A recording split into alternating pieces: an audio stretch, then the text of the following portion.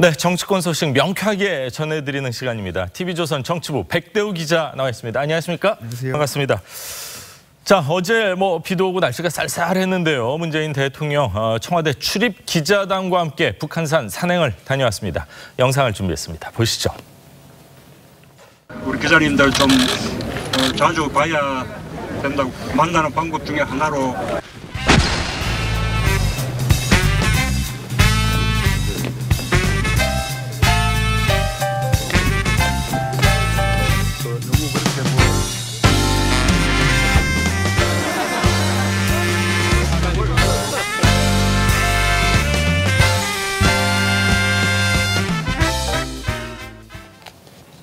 자, 대통령이 평소 등산을 좋아한다 이런 얘기가 많이 나오고 있는데 기자들과 산행을 간 게 이번이 두 번째로 기억이 됩니다.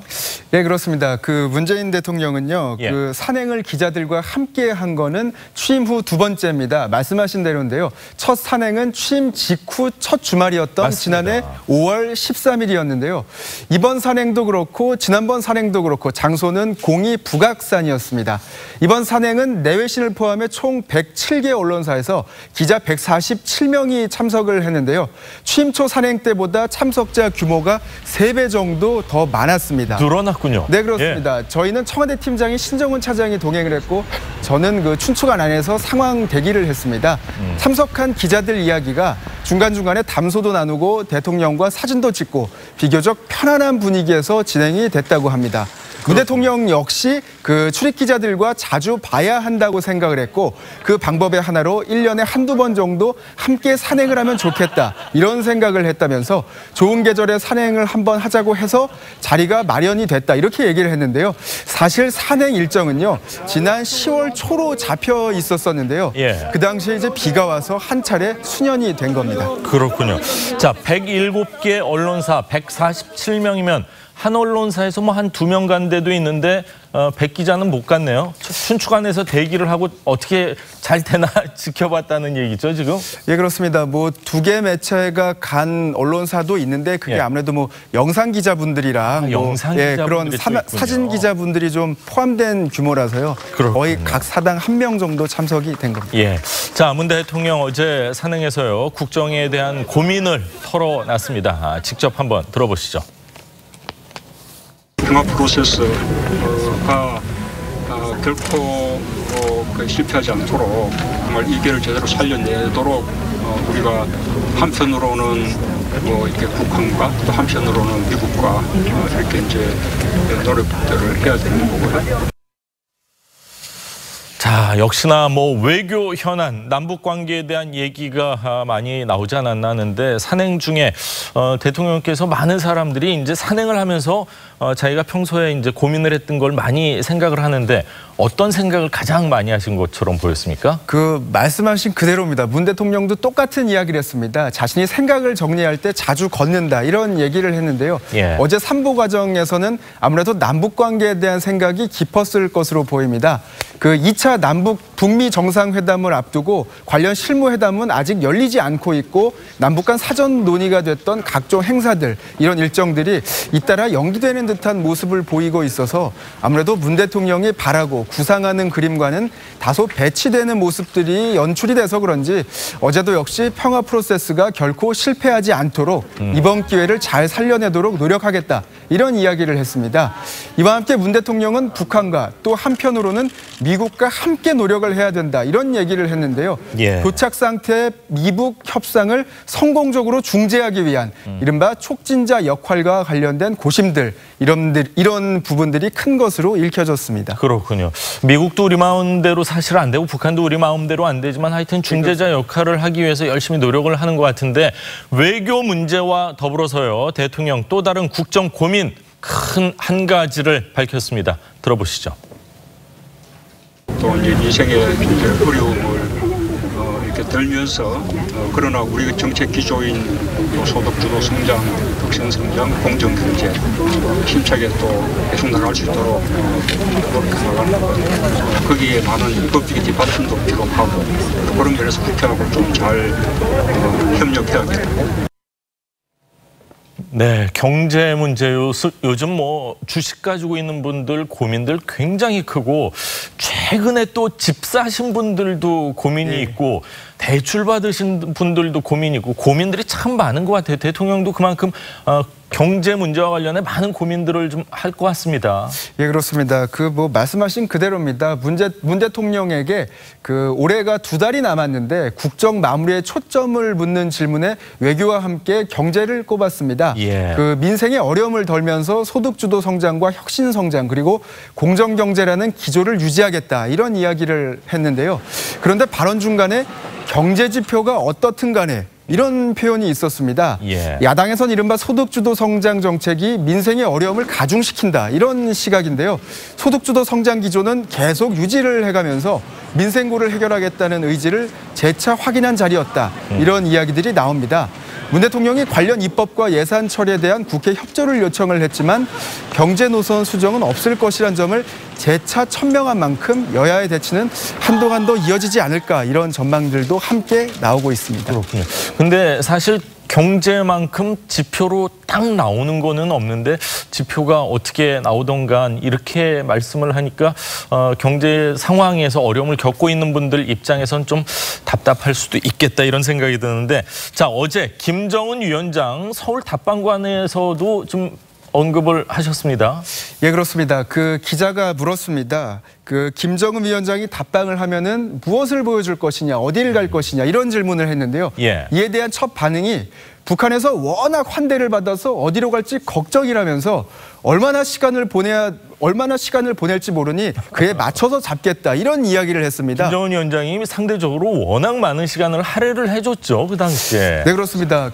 환대에 대한 감흥 아직도 맞습니다. 남아 있는 듯했는데요. 아직 일정이 구체화되지 않아 계획을 세우고 있지 않다면서도 백두에서 한라까지라는 말도 있으니 김 위원장이 원한다면 한라산 구경도 시켜줄 수 있다 이런 이야기를 했는데요. 예. 이른바 한라산 방문은 일정과 관계없이 염두에 두고 있다 이런 인상을 받았습니다. 그렇군요. 우리는 이제 평양에서 백두산 근처 공항으로 이제 군 수송기가 갔었는데 뭐 민항기도 많이 있고 그렇기 때문에 예, 그렇습니다. 만약 한라산 간다고 하면은 그것도 뭐 그림 자체는 굉장히 좋지 않을까 하는 생각이 드는데 자 국회와의 협력이 사실 이 국정을 운영하는 데서 결정적 요소다 이런 생각도 드는데 지금 평양 선언을 둘러싸고 여야 공방이 뭐 쉽게 끝날 그런 상황이 아닌 것 같아요. 뭐 언제까지 갈 그런 상황이죠. 예, 그렇습니다. 말씀하신 대로 더불어민주당과 자유한국당은요, 뭐 주말도 없었습니다. 맞습니다. 주말에도 공방을 이어갔는데요. 민주당은 정당한 비준 절차에 한국당이 어깃장을 놓고 있다 이렇게 비판을 했습니다. 홍익표 수석 대변인은요, 대통령이 법적으로 하등의 문제가 없는 합법적 절차에 따라 비준한 것이다 이렇게 이야기를 하면서 한국당이 남북관계에 어깃장을 놓는 것 그 이상도 이하도 아니다 이렇게 이야기를 했습니다. 한국당이 아직도 냉전 이데올로기와 색깔론에 빠져 있어 안타깝다 이런 이야기도 했습니다. 반면에 자유한국당은요, 국회 동의를 거치지 않은 비준은 위헌이라는 입장을 유지를 하면서 오늘 효력정지 가처분 신청서를 헌법재판소에 제출할 예정이다 이렇게 얘기를 했습니다. 김성태 원내대표는 대통령이 위헌적인 요소를 분명히 알고 있으면서도 독단적으로 비준을 강행한 것이라면서 국정 운영이 대통령 정치에 함몰되어 있다는 방증이다 이렇게 비판도 했습니다. 그렇군요. 자, 오늘 관보의 평양 선언이 게재가 되면은 공포되는 즉시 효력이 발생하는 게 통상적인 상황인데 예, 그렇습니다. 지금 한국당에서는 이거는 공포 대상이 아닌데 공포를 하는 거 아니냐 이런 주장을 하고 있네요. 예, 그렇습니다. 법조인 출신 자유한국당 주광덕 의원의 이야기인데요. 남북관계 발전법이 따르고 있는 법령 등 공포에 관한 법률에 따르면 공포 대상은 조약이나 법률 등에 한하는데 남북 합의서는 공포 대상 자체가 될 수 없다 이렇게 주장을 합니다. 이 법이 정하고 있는 공포 대상은 조약을 포함을 해서 헌법 개정안, 헌법 개정 등 이외에 국고부담 계약으로 한정한다 이런 얘기입니다. 그러면서 평양 공동선언을 법제화하려면 조약에 해당하도록 국회 비준 절차를 다시 밟거나 예. 공포에 관한 법률 근거법을 개정을 해야 된다 이렇게 이야기를 했습니다. 그렇군요. 그러니까 이거 역시 그 입법의 미비일 수 있다 이 주장을 하면서 공포할 필요가 없는데 공포하는 것 자체도 이거는 하면 안 된다. 지금 이 주장을 하고 있는 거 아닙니까? 예, 그렇습니다. 아예 공포의 대상이 될 수가 없는데 예. 말하자면 그 국가 간의 합의 정도인 협정 정도로 보고 있는데 그 입법적인 근거를 필요로 하는 조약으로 국가가 보기 때문에 이거는 좀 그 스텝이 엉키고 있다. 이런 시각입니다. 그렇군요. 자, 평양선언 비준 문제 놓고 여야가 뭐 연일 법리 공방을 벌이고 있습니다. 민주당에서 역시 뭐 판사 출신 박범계 의원이 야당 주장에 대해서 반박을 했습니다. 자, 어떤 근거를 제시했는지 한번 들어보시죠. 그 이중적 지위를 인정하지 않는다면 정상회담이 불가능합니다. 그렇기 때문에 헌법재판소나 대법원도 이것을 고도의 통치행위로 보고 있고 사법심사의 대상으로 보지 않고 있습니다. 무슨 법적인 잣대를 해가지고 무슨 가처분을 한다고 하니까 전 정말 그것은 말이 안 돼요. 자, 우리가 싸울 때 제일 무서운 얘기 중에 하나가 법대로 합시다 이거 아닙니까? 예. 순리라는 게 있고 그럴 텐데 국회에서는 사실 이렇게 순리적으로 돌아가는 게 쉽지가 않다 이런 생각이 들어서 좀 안타깝습니다. 자, 다음 이슈, 다음 이야기를 좀 하겠습니다. 보수 진영 차기 대권 주자 황교안 전 총리 SNS를 통해서 정부의 경제 정책을요 공개적으로 비난했는데 어떤 내용입니까? 예, 그 황교안 전 총리는요 미국을 비롯한 글로벌 경기 순환 속에서 우리 경제는 거꾸로 하강 국면에 들어가고 있다. 그러면서 현 정부가 소득주도 성장 정책과 최저임금 인상 등을 추진 중인 가운데 이른바 고용 쇼크 등의 결과가 이 같은 정책 실험에서 비롯됐다 이런 얘기를 했습니다. 예. 결과적으로 고용의 질과 양 자체를 악화시켰다 이런 이야기를 했습니다. 그렇군요. 자, 황 전 총리 지난 9월이죠. 출판 기념회 자리에서도 비슷한 그런 이야기를 했습니다. 당시 황 총리의 발언 직접 들어보시죠. 문재인 정부 집값이나 정책에 대해서 좀 어떻게 평가하시나요? 걱정하는 분들이 많이 있어서 저도 좀 안타까운 부분들이 있습니다. 나중에 좀 충분한 얘기를 해야 될 것 같아요. 그냥 지금 이렇게 지나가면서 얘기할 일은 아닌 것 같습니다. 자, 황 전 총리 이런 발언 뭐 기자들은 어떻게 보고 있습니까? 이제 본격적인 이제 정치인 행보를 하고 있다 이렇게 봅니까? 아니면 아직까지 조금 이렇게 재고 있는 그 정도 상황입니까? 그 상황 자체를 그냥 객관적으로 말씀을 드리면요. 예. 그 황교안 전 총리랑 그 식사 자리를 한 적이 있었습니다. 네. 그 자리에서 제가 뭐 단도직입적으로 여쭤봤는데요. 혹시 경제 공부 열심히 하고 계시냐? 예. 뭐 이제 애둘러서 이야기를 하면서 이제 그 대권 관련된 이야기를 슬쩍 했는데요. 그때 황 전 총리의 이야기가 경제 공부 열심히 하고 있다. 예. 경제 교수들 열심히 만나고 있다. 이런 이야기를 했습니다. 예. 그때 현장에 있던 기자들 이야기가 그 생각이 없지는 않구나 이런 느낌을 받았다고들 입을 모아서 이야기를 했는데요. 예. 아무래도 이런 생각을 가지고 있는 듯했습니다. 그 당시 논의된 이야기 중에 하나가 예. 그 노무현 정부, 진보 정부에서 이명박 정부, 보수 정부로 넘어가는 그 과정에 대한 이야기를 했는데 결과적으로 다음 대선의 뭐 전투 지점이라고 해야 될까요? 그 지점이 결국에는 경제 아니겠느냐. 예. 그에 대한 공감대가 있었었는데요. 그 공감대 속에서 경제 교수님들을 많이 만나고 있다라고 이야기를 하니까 결국에는 그 용꿈이 있는 거 아니냐. 그런 인식들을 받기에 충분한 자리였습니다. 그렇군요. 근데 황교안 전 총리 입장에서는 뭐 바로 대통령 출마 선언하기는 쉽지가 않기 때문에 한국당 전당대회에서 당권을 도전하는 거 아니냐 이런 얘기들이 많이 나오고 있는데 자 그런데요 김병준 비대위원장은요 황교안 전 총리 입당을 좀 더 지켜봐야 한다 이런 입장을 밝혔습니다. 김병준 위원장의 목소리 들어보시죠. 입당에 대해서는 제가 그렇게 고민을 안 합니다. 예. 입당은 뭐 해주시면 좋고 하면 좋겠지만 네. 지금 입당하실 형편 좀 아니지 않습니까? 오히려 제가 그렇게 이야기를 합니다. 지금 입당할 형편이 아니다 이런 얘기를 했습니다. 입당을 뭐 반대하는 것 같지는 않지만 그래도 지금 들어오시는 건 좀 그렇지 않습니까? 이렇게 애둘러 좀 약간의 뭐 거부 의사라고 해야 될까요? 그렇게 들리는데요. 그 사석에서 만났을 때는 이런 이야기를 하셨습니다. 예. 그 이른바 덧셈의 정치를 해야 된다라는 기조는 분명히 갖고 있다라는 인식을 포용적으로?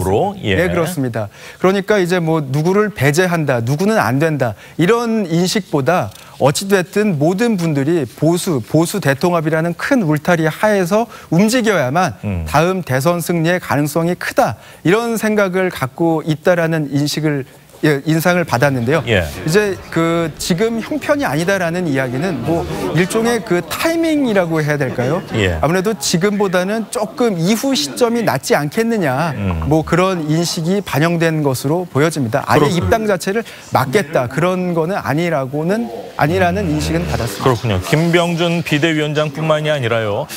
전원책 조강특위 위원은요. 황 전 총리 전대 출마 가능성을 좀 막고 있는 그런 상황입니다. 아직 입당도 하지 않았는데 12분 가운데 지금 황교안 전 총리가 포함이 돼 있죠? 예, 그렇습니다. 이런 거일 겁니다. 지금 뭐 당에서는요. 예. 조강특위를 구성을 해서 당협위원장을 교체하려는 그런 뭐 움직임들이 진행이 되고 있는데요. 예. 일단은 당협위원장 정리를 하고 재편하는 그런 과정에서도 당내 잡음은 피할 수가 없는 게 맞습니다. 정치적인 현실인데요. 아니 내가 여태까지 쭉 해왔고 내가 뭐 대선 포함해서 지방선거까지 열심히 도왔는데 지금 나를 모든 사람들이 아마 쫓겨나면은 조금 억울한 마음은 들 수 있는 게 그게 또 정치인 것 같아요. 예, 그게 뭐 아무래도 뭐 인지상정인 측면이 맞습니다. 있는데요. 예. 그런 어려움도 있는 과정 속에서 이른바 조금 더 큰 정치를 하셔야 되는 분들은 그 일정 부분에 대한 당내 그런 상황들이 좀 봉합이 된 이후에 그 이후에 논의를 했으면 좋겠다. 이런 인식을 갖고 있는 것으로 뭐 전화 통화상으로는 저는 느꼈습니다. 그렇군요. 근데 이 12분들이 뭐 다 이렇게 전원책 조강특위 위원회 얘기를 또 들을 거라고는 생각이 안 드는데 자, 한국당은요. 어쨌든 혁신 작업 속도를 붙이고 있습니다. 오늘부터 전국 당협 현지 실태 조사가 이루어지는데 뭐 연말쯤이면 끝날까요? 어느 정도 기간을 뭐 예상하고 있습니까? 예, 그 한국당은 원래는 그 내년 2월 초 정도로 예상을 해서 그 관련 TF를 구성을 해서요. 실태 조사를 하는 인원들을 대략 40명 정도로 구성을 했었습니다. 40명. 예, 그렇습니다. 근데 그 말씀하신 대로 기간을 한두 달 정도 단축을 시키기 위해서 올 연말 늦어도 내년 1월까지 마무리를 하기 위해서 예. 그 TF 구성을 40명에서 60명으로 그 50%를 늘렸습니다. 예. 그래서 더 많은 인원들이 투입된 만큼 아무래도 시간 단축에 조금 더 박차를 가할 것으로 보여집니다. 그렇군요. 뭐 내년 마냥 뭐 봄이건 내년 초 1월, 2월에 당협을 정비를 하더라도 사실은 21대 총선이 불과 한 12개월, 뭐 13개월밖에 남지가 않았기 때문에 한국당 입장에서는 뭐 그리 많은 시간이 남은 것 같지는 않습니다.